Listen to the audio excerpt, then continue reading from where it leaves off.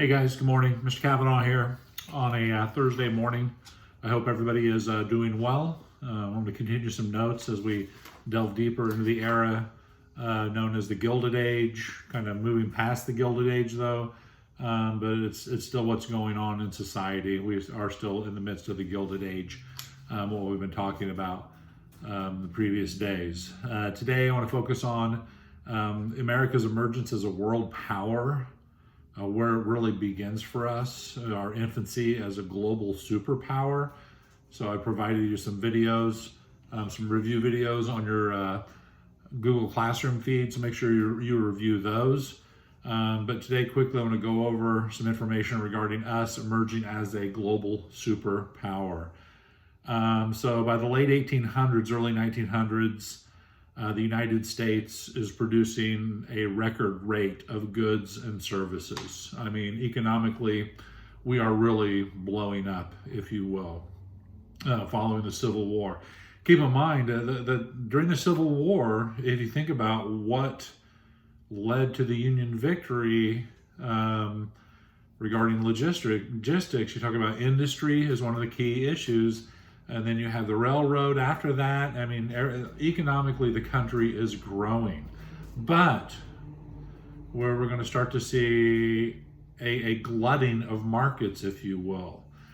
But while we're expanding economically at home, European countries and other countries are beginning to imperialize. Imperialization, which is imperialism, is a term that I really want you to remember. So imperialization is when you have, in a sense, breaking it down, larger, stronger countries moving into smaller, weaker territories and countries and exerting their will, if you will. So in a sense, taking over. Imperialization, imperialism.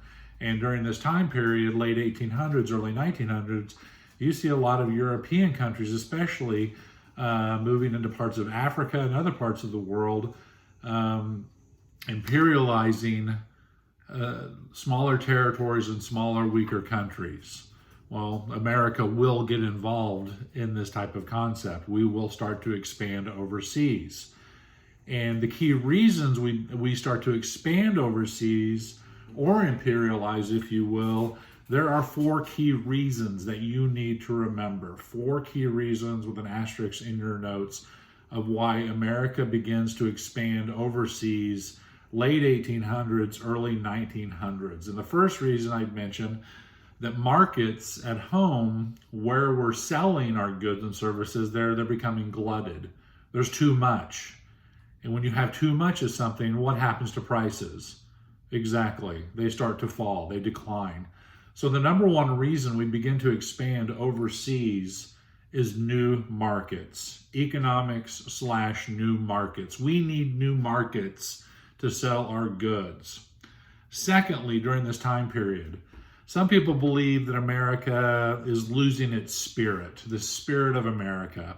We're becoming flabby, if you will. We need new horizons to venture to.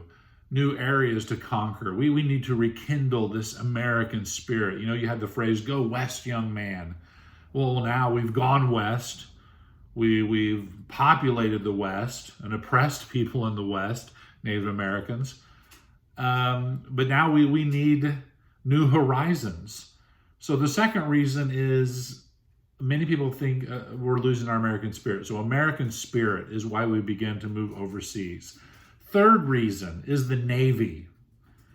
The Navy really pushes for expansion overseas. The reason being, if we expand overseas and have new economic markets overseas, the Navy will need new ships to protect American interest abroad, which they will get down the road, which I'll talk about. They become known as the Navy becomes known as the Great White Fleet under Teddy Roosevelt, TR. The Great White Fleet, because you have these large Navy ships that are all white, hence the Great White Fleet. So the third reason is the Navy. The fourth reason is for religious purposes. Religious leaders want to spread Christianity to a variety of parts, especially of Latin America. So the 4 reasons we begin to expand overseas, where we start to emerge as a world power, we start to imperialize, especially Latin America. 4 reasons: new markets, American spirit, the Navy, and Christianity. Have those in your notes, please. So economic issues are going to lead us into to Latin America, business ventures, agribusiness in these parts of the world. But then it's also going to lead us into a conflict, the Spanish-American War, which will be from April 21st, 1898 to August 13, 1898. Spain. Spain had been imperializing that part of the world, going all the way back to, if you will, Christopher Columbus. Spain controlled Cuba, the island nation of Cuba. The Cuban people, a variety of reasons, economic reasons, finally the Cuban people rebel against Spain, their imperialistic occupiers, if you will. Cuba wanted the United States, the Cuban people wanted us, the United States, to come in and support them, get their back. President McKinley at the time, President McKinley said, no, I'm not going to. I'm not committing the United States to a conflict outside of our borders. So McKinley wanted to really remain isolationist, not really get involved in foreign entanglements overseas. So McKinley says no. Even though he was being pressured, McKinley was being pressured by business leaders and other prominent individuals in the United States to get involved. This is an opportunity for us. Newspapers started to pressure McKinley through articles that they published. The articles were really sensationalized, if you will. This became a term that I want you to have in your notes. It's called yellow journalism. One of the largest practitioners through his newspapers of yellow journalism was a newspaper publisher by the name of William Randolph Hearst. Check out the movie Citizen Kane if you've never seen that before. William Randolph Hearst, at one point in time, was one of the richest men in America through his newspaper empire. They like to practice yellow journalism. Yellow journalism were sensationalized stories that were coming out of Latin America, trying to draw the United States into that conflict in Cuba. You know, look at what's happening down there. It's horrible. Look at the murder. Look what's going on. Look at the death. You know, people would hopefully read these sensationalized articles in the paper and they would demand their government get involved. So yellow journalism was being practiced in the media in many instances, especially by William Randolph Hearst. McKinley wouldn't budge. McKinley, he doesn't want to get involved in Cuba. He does, though, however. McKinley, however, he wants to protect economic interests that we have in Cuba. American businesses are making money in Cuba. So McKinley wants to show the flag, which is a terminology I want you to be familiar with. Show the flag. And he is going to send a Navy warship down to Cuba to show the flag.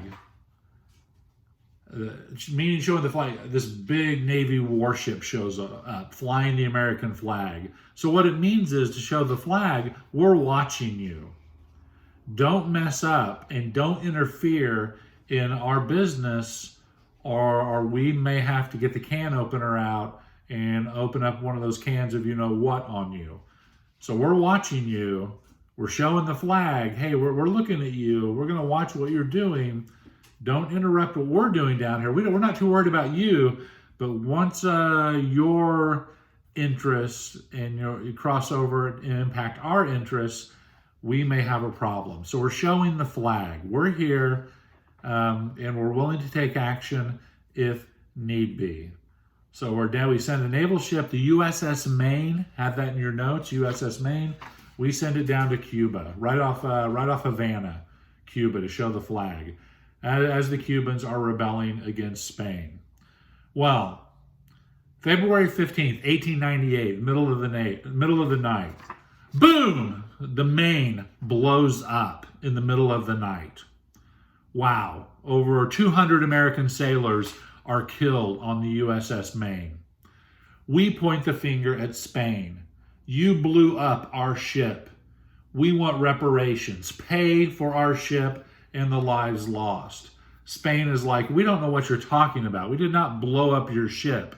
Actually, they didn't. Later on, it was determined it was a design flaw and there was a fire and one of the walls got too hot next to a powder magazine where they kept the black powder, and the powder magazine cooked off and blew up the ship, and that's what happened. Spain didn't blow it up. But at the time, we didn't know that. We blamed Spain. Pay up, Spain. Spain says, no way, we're not paying. McKinley says, really? They say, really. So McKinley goes to Congress and we get a declaration of war. And we go to war with Spain. The rallying cry in the United States is, remember the Maine.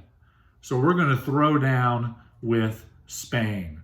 The Spanish-American War. As I said, the time frame of the Spanish-American War, April 21st through August 13th. This is going to be a cakewalk for the United States. We attack Spain at different locations around the world, not just in Cuba, the Philippines.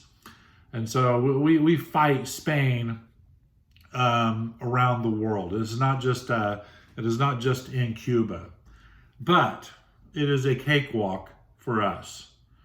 So April 11th, America goes to war with Spain. This is going to last about 90 days. To sum up how the war goes for us, Secretary of State John Hay, who just happened to be one of Lincoln's personal secretaries back when Lincoln was president, John Hay referred to the Spanish-American War as a splendid little war, meaning it was a cakewalk. It was easy. We rout Spain handily. We suffer about 2,500 KIA. The bulk of those, though, are not from combat. They die from disease, many of them from food poisoning, probably eating the contaminated meat that's being processed in Chicago where Jurgis works. Time out. I just dropped my notes.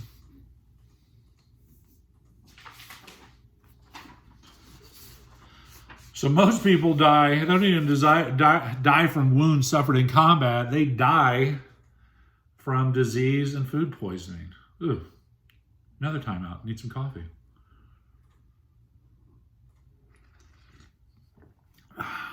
Excellent. So, Spanish-American War. It is easy. An individual I want you to be familiar with, a guy who's going to make a name for himself, who is rising up through the ranks of government, who resigns his position in government and forms a military unit known as the Rough Riders and takes them to Cuba to fight, is a guy by the name of Theodore Roosevelt. Teddy Roosevelt. TR that's how we're going to refer to him. TR. So when we talk about TR, we were talking about Theodore or Teddy Roosevelt. A very intriguing, interesting figure in United States history. As you see on your Google Classroom feed, I want you to do a biographical outline on TR to give you a little more information about this very interesting fellow. Quick sidebar, we do have the teddy bear because of Teddy Roosevelt, TR. Quick side story. Teddy Roosevelt is a big-time hunter, outdoorsman. He's also a huge conservationist. We have our parks today really thanks to TR. Well, TR is down, I believe, in Louisiana. He's hunting, black bear hunting. Well, they can't find any, no luck, no bears. Well, they don't want to disappoint, he's president at the time. They don't want to disappoint TR, so they bring in a bear for him to shoot. And they bring him over, he's chained to a tree. Here you go, here's a bear for you to kill, so you won't feel disappointed. Well, TR gets over there and he's like, I'm not going to shoot this bear. This is not how I roll. I don't hunt like this. So the bear is spared. Well, people get wind of this, especially an enterprising sporting goods store owner, and he gets a bunch of these stuffed bears and he puts them in his store window and he calls them teddy bears, Teddy Roosevelt, teddy bears, and he starts selling them. So there's a little backstory right there on the history of the teddy bear going back to TR. So TR, he forms his own military unit known as the Rough Riders and takes them to Cuba. These guys are made up of a hodgepodge of individuals across the American spectrum. You have very wealthy individuals, you have very poor, ruthless cowboys, cutthroats. I mean, this unit is highly unique, and Teddy takes them into action. It's his unit is made famous at the Battle of what's called San Juan Hill. You may be heard of Teddy Roosevelt and the Rough Riders charging up San Juan Hill. It was actually Kettle Hill, which is a hill next to San Juan Hill, but we'll go with San Juan Hill. So that's where Teddy Roosevelt really starts to make a name for himself. He already has a name, but is now his name, or his legend, if you will, becomes even larger following his exploits in the battle, the Spanish-American War. And we'll talk about TR more next week as his legend, as his rep begins to grow. Again, Spanish-American War. We rout Spain around the world, and we start to see the rise of Teddy Roosevelt. The key thing I want you to remember about the Spanish-American War, excuse me, is not so much the war, the conflict, even though it was super fast, is what we got after the war, the outcome. So what drew us into the war was the explosion of the USS Maine. What we get out of the war is a tremendous amount of property. So the Treaty of Paris is going to end the war. We're going to get a ton of land that used to belong to Spain.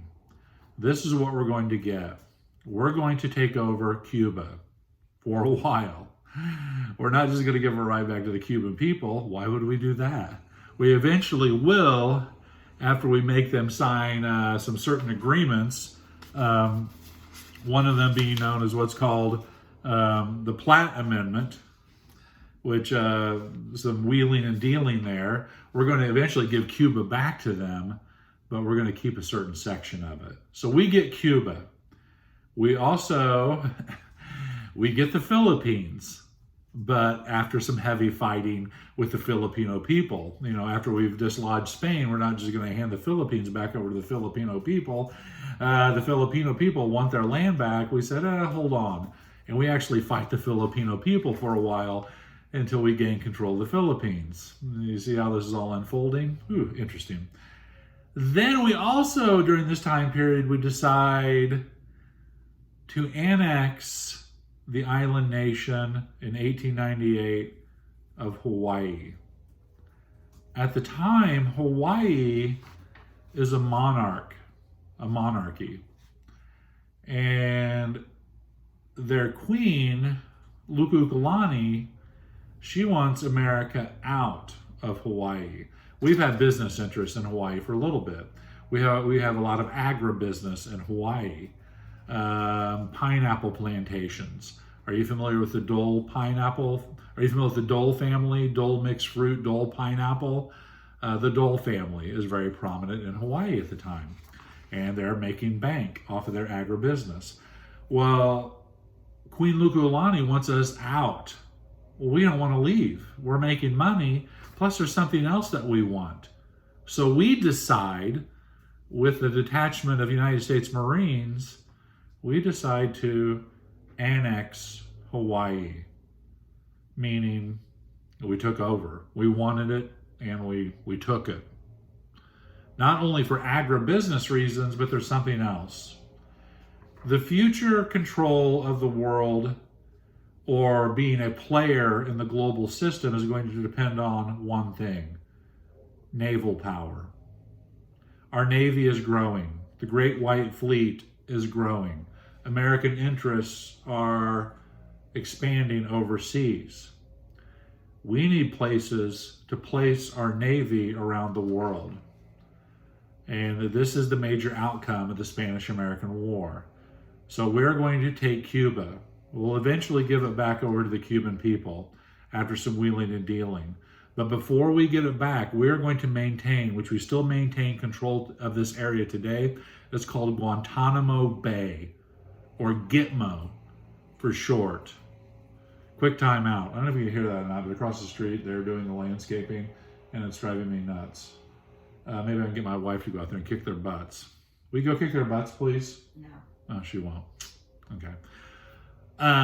So the reason we're going to take control of Cuba and hold it for a while, we want Guantanamo Bay, Gitmo. It's a natural port right there on Cuba, and we can park our ships there. Philippines, 2 ports, Subic Bay and Manila Bay. We can put our ships there and protect our business interests and maintain this open door into Asia for trade, money. Hawaii. What does Hawaii have? What harbor does Hawaii have that we really want to control? Exactly, Pearl Harbor. So we also get some other territory following the Spanish-American War. We get Puerto Rico, we're going to get Guam. But the outcome of the Spanish-American War is land and ports to position our new found strong Navy. So Cuba, Guantanamo Bay, Philippines, Subic Bay, Hawaii, Pearl Harbor. Remember that. This is where America starts to become a global superpower. Where we are today really goes back and begins with the Spanish-American War, or the aftermath of the Spanish-American War. Back to TR. Teddy Roosevelt is rising up through the ranks in government, Assistant Secretary of the Navy. He eventually becomes Vice President under William McKinley. Fast forward. McKinley is attending the World Exposition in Buffalo, New York on September 5th, 1901. He's going through the crowd, and a gentleman in the receiving line shoots him. The guy's an anarchist, anti-government. McKinley is wounded. He's treated. The other guy's arrested and hauled off. McKinley's in bed recovering. It looks like he's going to recuperate. Everything's going to be fine. But all of a sudden, he takes a turn for the worse. Sepsis comes on. The wound's infected. McKinley dies. Bam. TR is thrust into the limelight. And in the middle of the night, he's out in the country, in the middle of the nowhere. He has to get to a phone, and eventually he'll be sworn in as one of the youngest presidents in American history. So McKinley is killed. TR, who's the vice president at the time, Teddy Roosevelt, is sworn in as President of the United States. And he will usher in a new form of foreign policy, which we will look at next time. Have a great weekend. I know that was kind of quick. Get back to me if you have any questions. I'll upload these notes to your classroom page. Go through them. Make sure you're reviewing this. So key things from today: United States emergence as a world power, imperialism, imperialization. 4 reasons we begin to expand overseas, late 1800s, early 1900s. What leads us into the Spanish-American War? It's the explosion of the USS Maine. I'm not so much focused on the Spanish-American War itself. It's the aftermath, what we get. And we get property and new locations to park our growing Navy, the Great White Fleet, which will allow us to exert newfound influence around the world. Have a great weekend. Get back to me if you have any questions. Mr. Kavanaugh, out.